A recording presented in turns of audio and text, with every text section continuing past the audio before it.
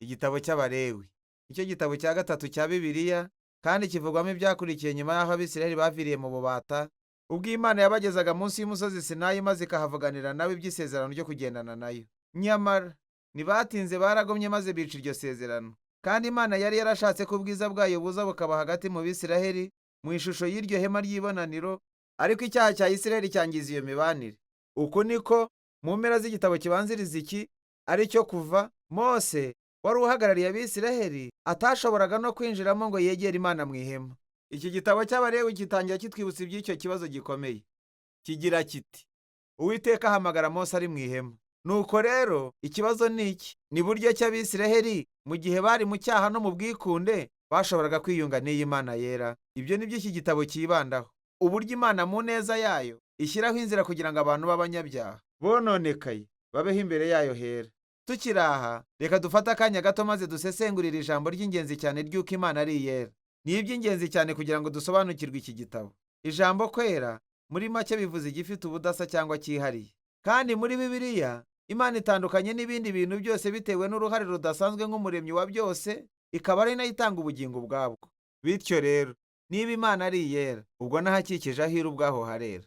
Huzuye ineza yayo, ubugingo, ubuziranenge n'ubutabera. Bityo rero, niba Isiraheli bakiranirwa kandi barangwa n'ibyaha, bashaka kubaho mu bubeho bw'Imana yera, nabo bagomba guhinduka bera. Hakwiriye kugira igikorwa ku bw'icyaha cyabo. Niyo mpamvu y'igitabo cy'Abalewi. Rero, iki gitabo gifite ingingo zihereranye mu buryo butangaje rwose. Kibanda ku buryo butatu bw'ingenzi Imana ifasha Isiraheli kuba mu bubeho bwayo. Ibice bibanza n'ibihera ni ibisobanuro by'ingenzi Abisiraheli bagombaga gukorera imbere y'Imana. Ibice bikurikira byo hagati byibanda ku murimo w'abatambyi ba Isiraheli nk'abahuza b'Imana na Isiraheli. Maze hagati y'ibyo hakabamo ibice bibiri biberanye byibanda ku isuku y'Abisiraheli. Nuko noneho hagati no hagati h'iki gitabo hakaba umugenzo w'ingenzi, umunsi w'impongano, uhuza igitabo cyose. Igitabo gisozwa n'igice kigufi aho Mose atongerera Abisiraheli kutazatatira icyo gihango. Reka tugisesengure. Igice cya mbere gisobanura uburyo butanu bw'ibitambo by'imigenzo Abisiraheli bagombaga gutamba. Bibiri muri byo byari uburyo Umwisiraheli yashoboraga kubwira Imana ati urakoze, binyuze mu kuyitura impano y'ikigereranyo akuye mu by'Imana yabanje kumuha ariyo. Ibitambo bitatu bindi byari uburyo butandukanye bwo kuvuga ati mbabarira Mana. Aha, Umwisiraheli yatambaga ubugingo bwo mu maraso y'itungo arimo yatura ko icyaha cye cyatumye habaho ibibi byinshi n'urupfu mu isi nziza y'Imana. Ariko aho kurimbura uyu muntu, Imana ahubwo igakundishwa no kumubabarira, nuko iri tungo mu buryo bw'ikigereranyo rigapfa mu cyimbo cya wa wundi kandi rikaba rihongereye, bisobanuye ko ritwikiriye icyaha cye. Binyuze muri iyo migenzo, Abisiraheli babaga bibutswe ubuntu bw'Imana, ariko bakibutswa n'ubutabera bwayo n'uburemere bw'ububi bwabo ndetse n'ingaruka zabwo. Urutonde rwa kabiri rw'imigenzo rwerekana iminsi mikuru 7 ngarukamwaka y'Abisiraheli, kandi buri umwe muri yo wavugaga agace runaka nk'inkuru ivuga uburyo Imana yabacunguye, ibakuye mu bubata bwo muri Egiputa maze ikabacisha mu nzira y'ubutayu bagana mu gihugu cy'isezerano. Kandi kubwo kwizihiza iyo minsi mikuru buri gihe, Abisiraheli bibukaga abo bari bo n'icyo Imana yabo yababereye. Mu bice bivuga ku batambyi ba Isiraheli, Aroni n'abahungu be babanza gutoranyirizwa kwinjira mu bubeho bw'Imana mu cyimbo cy'Abisiraheli. Hanyuma muri iki gice bihuzwa tuhasanga ibisabwa kugira ngo umuntu abe umutambyi. Abatambyi bahamagarirwaga kuba abantu b'imico n'imyitwarire y'ubudakemwa bihanitse no kwera mu migenzo, kubera ko bahagarariraga abantu imbere y'Imana, ariko bakanahagararira Imana mu bantu. Tuzamenya impamvu kubera ko abatambyi gufite akamaro cyane tukiri aha muri iki gice cya mbere, nyuma y'uko umuryango wa Aroni utoranyirizwa ubutambyi. Babiri mu bahungu be bagiye minenegwa imbere y'Imana, maze bababisha amategeko yayo mu buryo bugaragara, bityo batwikirwa n'umuriro w'ukwera kw'Imana bakiri aho. Ni urwibutso ruteye ubwoba cyane rw'amayobera yo kuba imbere y'Imana hera, kuko hari ineza gusa, ariko bigahinduka akaga kubigomeka no gusuzugura ukwera kw'Imana. Ni nacyo gituma ari ngombwa ko abatambyi b'Abisiraheli bahinduka bera, kandi ikaba ari nayo mpamvu Ubwisiraheli buhinduka ubwoko bwera. Icyo kiba ari cyo bice bikurikira byo hagati byibandaho. Kuva mu mutwe wa 11 kugeza ku wa 15 havugwamo ubuziranenge mu migenzo Abisiraheli bose bagombaga kugenza, naho umutwe wa 18 kugeza mu wa 20 hakavugwamo by'ubuziranenge bw'abantu. Dore ibyihishe muri iyi mvugo y'ibyera n'ibizira byose. Kubera ko Imana ari iyera kandi ikaba yitaruye, Abisiraheli bagombaga ubwabo kuba bitwara nk'abera igihe binjira mu bubeho bwayo. Ibi byitwaga kuba utanduye cyangwa udahumanye. Umuntu uwo ari we wese utari yiyejeje n'ibyari byemewe ko ajya imbere y'Imana, kandi ibyo byitwaga kuba umuntu udatunganye cyangwa uhumanye. Nuko Umwisiraheli yashoboraga guhinduka uhumanye mu buryo nka bungahe: kubwo kugira aho ahurira n'amatembabuzi y'imyororokere y'umubiri, kubwo kurwara indwara y'uruhu, kubwo gukora ku ruhumbu cyangwa ikibyimba, cyangwa se kubwo gukora ku ntumbi.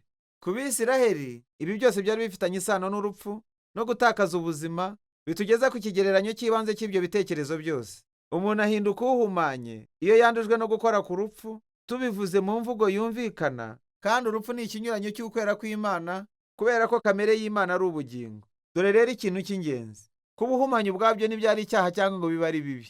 Gukora kuri ibyo bintu byari ibisanzwe bigize imibereho ya buri munsi, kandi guhumana cyari ikintu cy'akanya gato.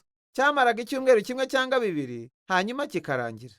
Icyari kidakwiriye cyangwa cyari icyaha kwari ukuza imbere y'Imana afite ibi bimenyetso by'urupfu no guhumana ku mubiri wanjye. Ntugakore ibyo. Nanone, uburyo bwa nyuma bwo guhumana kwari ukurya inyamaswa zimwe na zimwe, kandi amategeko arebana n'ibyo kurya byemewe kosheri. Aha muri iki gice niho haboneka. Hatanzwe ibisobanuro byinshi ku byerekeranye n'impamvu inyamaswa zimwe na zimwe zafatwaga nk'izihumanye kandi zikazira, urugero nko guteza imbere isuku cyangwa kwirinda imiziro nk'umuco. Umwandiko ntusobanutse neza, ariko ingingo ibi bice byose bishimangira irasobanutse rwose. Ibyo byose bikorera hamwe nk'uruhererekane rw'ibigereranyo by'umuco rwibutsaga Abisirayeli ko kwera kw'Imana kwagombaga kugaragara mu mibereho yabo yose. Iki gice tugezemo gihuje n'icyo byerekeranye, ikivuga iby'ubuziranenge mu myitwarire y'Abisirayeli. Abisirayeli basabwaga kubaho mu buryo butandukanye n'ubw'Abanyakanani. Bagombaga kwita ku bakene aho kubirengagiza. Bagombaga kugira ubudakemwa buhanitse mu muco ndangagitsina. Bagombaga nanone guteza imbere ubutabera mu gihugu cyabo cyose. Nuko aha hagati muri iki gitabo tuhasanga ibisobanuro birambuye by'umwe mu minsi mikuru ngarukamwaka yo muri Isiraheli, ari wo munsi w'impongano. Ikinyuranyo nuko atari buri cyaha no kwigomeka kwa buri Mwisiraheli bitashoboraga gutwikirwa kubw'ibitambo by'umuntu ku giti cye, bityo umutambyi mukuru yakeneraga gufata ihene ebyiri rimwe mu mwaka. Imwe muri zo yabaga ari ituro ryo kweza no guhongerera ibyaha by'abantu, indi yitwaga ihene yo koherwa. Umutambyi yaturiraga ibyaha by'Abisiraheli kuri iyo sekurume y'ihene mu buryo bw'ikigereranyo, akabishyira kuri yo, hanyuma iyo sekurume y'ihene ikangarizwa mu butayu.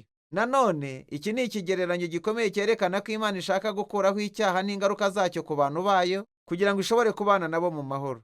Iki gitabo gisozwa Mose ahamagarira Abisiraheli kwitondera ingingo zose zigize isezerano, kandi asobanura imigisha y'amahoro n'uburumbuke Abisiraheli bazabona nibaramuka bumviye ayo mategeko yose.